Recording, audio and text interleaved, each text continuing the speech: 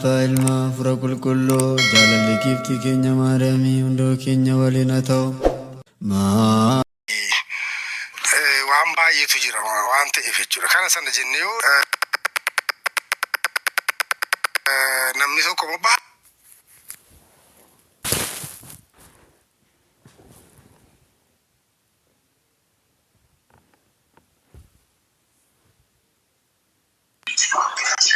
caaltu waan jettu yoo qabaatte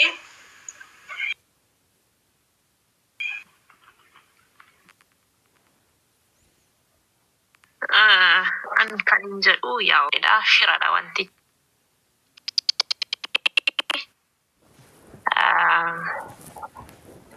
just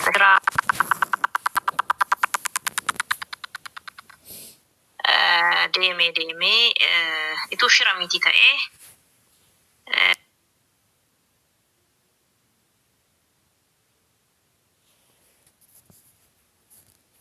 namni beeku iyyuu jiru karoorfamee honnedhamee yeroo dheeraan irratti fudhatamee wanta hojjetamaa turedha. Namoota baay'eef hin galu wanti kun. Ani koo seenaa mataa koo jechuudha.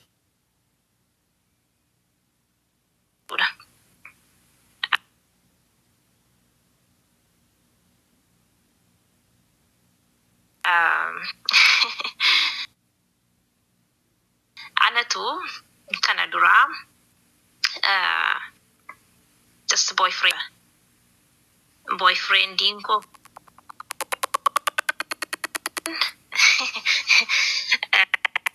guddaarra jirudha. Inni tokko immoo actually hiriyaa baay'ee walitti dhiyaannu firadha hiriyummaa keessa dabarre jechuudha. Intala wajjin zan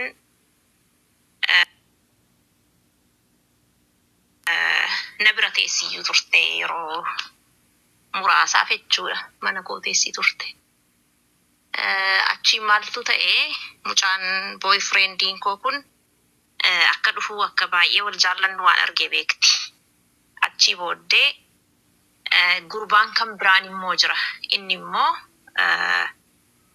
maatii koo beeka innis iddoo guddaarra jira jechuudha.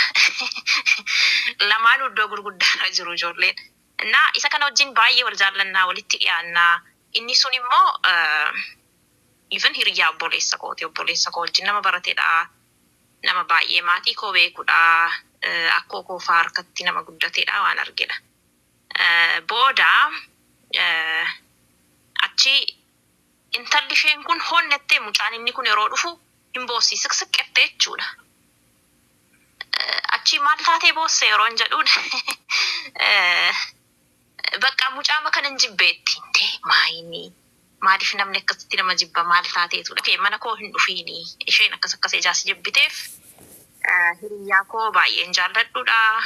Darbee immoo firummaas qabna waan ta'eefi bakka anifati bakkeetti walaa arginuun jedheen. Achi hiriyaa isaa immoo jira ture. Na inni immoo maal jedha ture wajjin yeroo dhufu.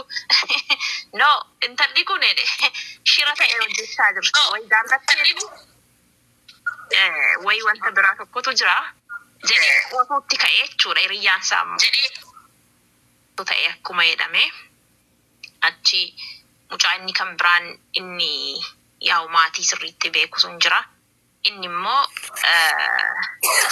jiramti nama jaallachuu waan argeentinidha. Mucaasa kanatti immoo hin inaafa fakkaata innis naan gallee waansa.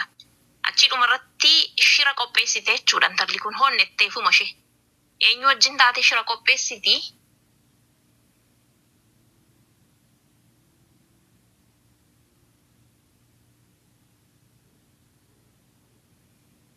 Mucaasa sana wajjin taate.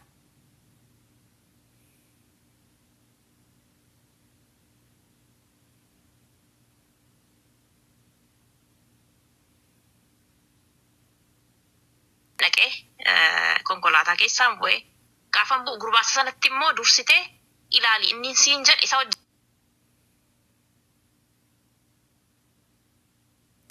waan akkasii raawwatteettee itti himte.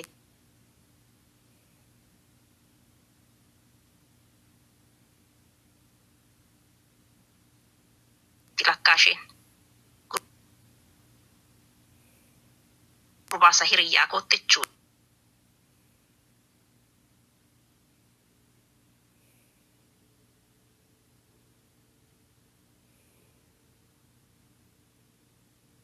Inni achi booddee manatti deebi'ee galeen achi booddee intalli ilaallaan hin jirtu dur mana jirti. Achi nan taa'e jechuudha. Taa'een okay maal ta'eetudha gurbaan kun kan akkas ta'e wanti qindaa'e tokko jira jechuudha. Isumatti hin bilbilee deebise. Aareeraa hin kaasee akkas.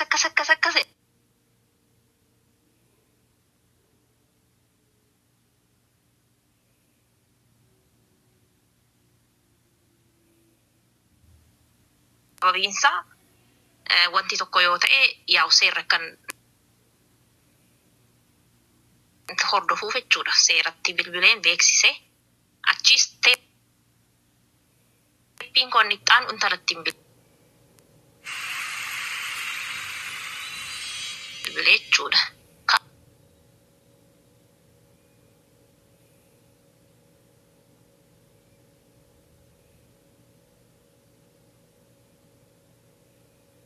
Shugguxiitiin si rukuchuuf ture waaqayyootu si hambisee naan jedhe. Okay.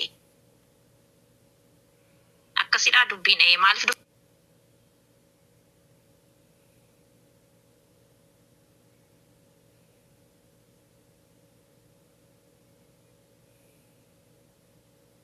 jechaa jiru ani inni tootaalii isa ta'uu dhiisuu danda'a wanta kana kan hojjete.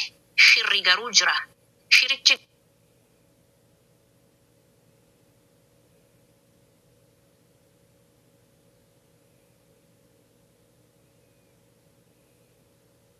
garuu already lubbuun ishee isa darbedha malee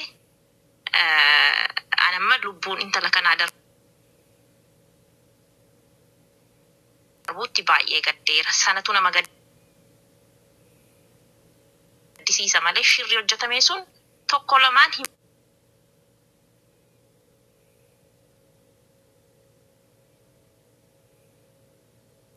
kanaaf maal isiniin jechuu kooti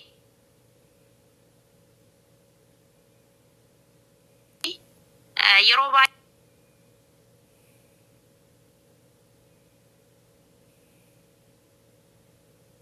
baay'ee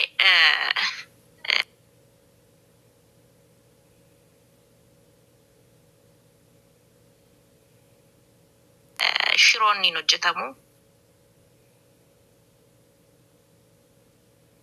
Shiroota hojjetaman sana garuu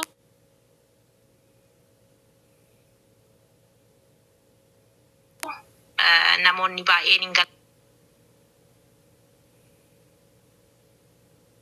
waaqayyo utuu wanti tokko hin ta'in hambiseera jedheen cufe jechuudha. Ammas wanti mucaa kanaa akka kana ta'uu danda'a.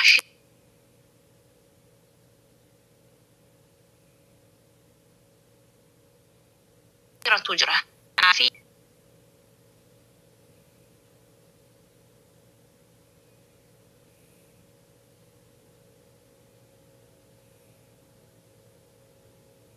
qofa odeessine inni irraanfannaachi booddee akkas ta'uu hin qabu.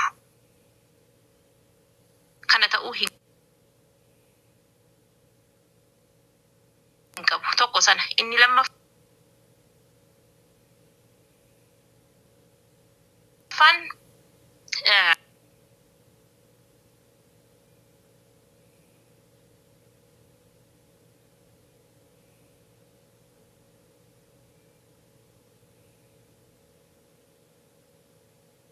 kana hiikuus ta'e xumuruus danda'u haasa'achuus danda'u Oromoo ture.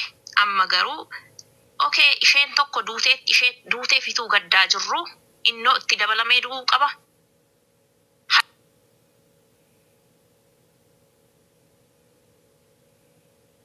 Alagaan maaliif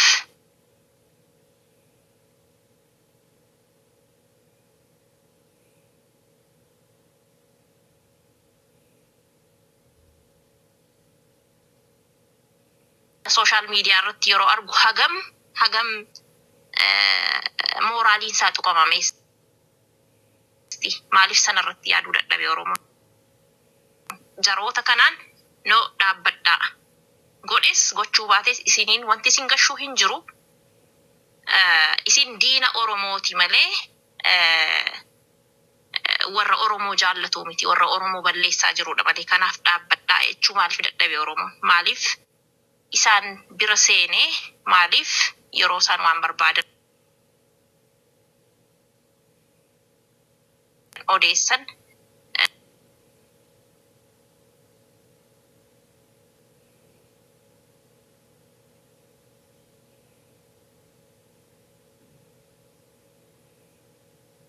Oromootu biyya bushaa jira. Asii ka'ee utuma waan tokkoyyuu siyaasa keessa hin jiraatiin Itoophiyaa deema. Yeroo Itoophiyaa deemu gidiraatu irra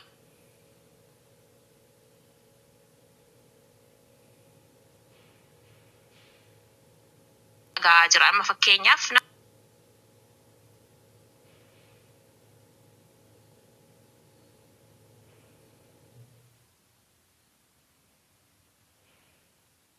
oolurratti waan akkasii dhiirummaa isaanii olaantummaa seeraan argisiisne maaliif Oromoo irratti qofa wanti sun ta'a.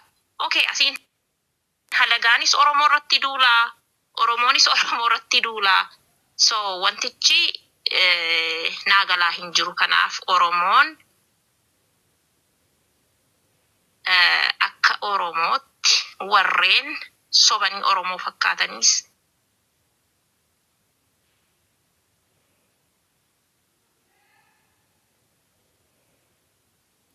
Oromoo gidduu seenanii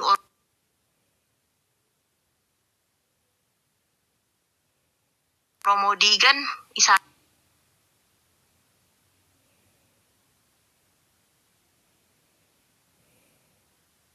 isaaniinis ofirraa dhaabuu danda'uu qabaa. Warreen shira hojjetanis ofirraa dhaabuu qabaa.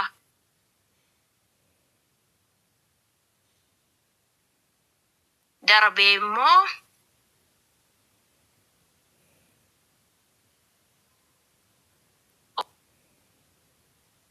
sarkaa fuudhanii reebanii salphisanii ari'anii jechuudha. Eegdota gibbii sana eeganiini dallaa sana eeganiini paaspoortii sarkaa fuudhanii salphisanii mani ari'an warrumaa afaan Oromoo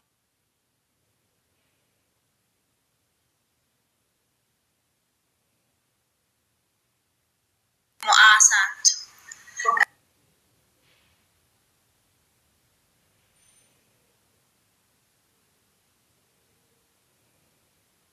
Warruma afaan Oromaasaantu ilma Oromoo akkas godha. Mucaan sun gastii maqaan irratti dhufee dubbatee ture jechuudha.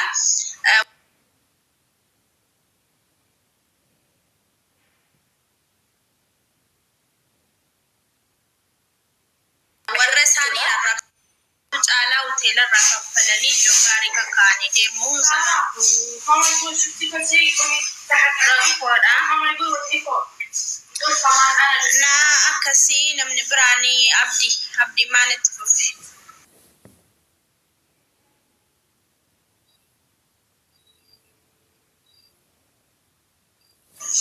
Abdii maali jirta? Okay, Hanna, ifam Hanna dura galeeyyu Hanna itti fufi. Kami naguma. Yaa baga nagaan dhuftee itti fufime. Caaltuun fixxetti caaltuun sirriitti dubbatteetti sirriitti keessumaayyuu waa'eedhuma ijoollee Oromoo waa'eedhuma namootuma Oromoodha. Sirriitti waan hundayyuu gadi buustee haasofteetti. Ani kan hin jechuu ammallee kan hin jechuu barbaadu shiradha akkuma isheen jettee kunni warri miidiyaa irratti illee baatanii waan hedduu laayik godhaatu namoota sanaaf sheer godhaatu babaayistanu biyaans ilma Oromoo kanaaf tarii mucaan kun hin jaallata isa miti ta'a. Akka nam tokkotti isin taasaa sheeris jalaan godhina amma inni gaafa manuma hidhaatii baheeyyu akkamitti akka inni miidhamu egaa kan maatiin jalaa du'ee beeku kan nama jaallate dhabeetu beeka nama cabeetu beeka. waan hin haasa'ullee hin qabu galatooma.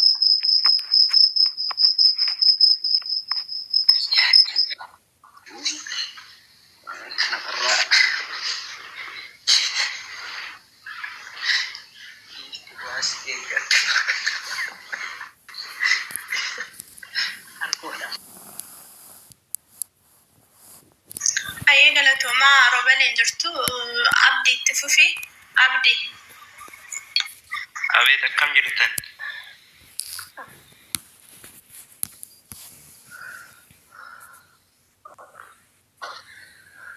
Networking waan baay'eettanii ani waan hin jedhu. Oromoon keenya kun waan hubatu akkuma isin jettanii. Sila osoo ta'e amma wal hubachaa doo deemanii waan gaariidha. Kan du'e qurxiin du'e obbaafateera. Kan dhugaa akka nama tokkotti wanti natti dhaga'ame. Ishiin duutee ishiin obbaafatteetti qurxiidha. Inni immoo amma yoo waan hin taane jenneen hunduu kanarratti guddifachuudhaaf waan baay'ee jennee waan hin taane keessa galchuudha.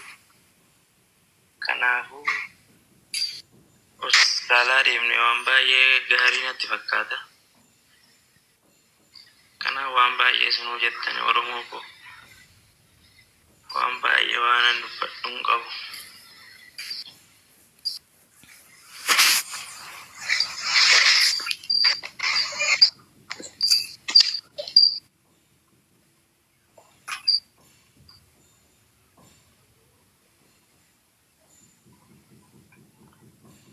Untuk murah.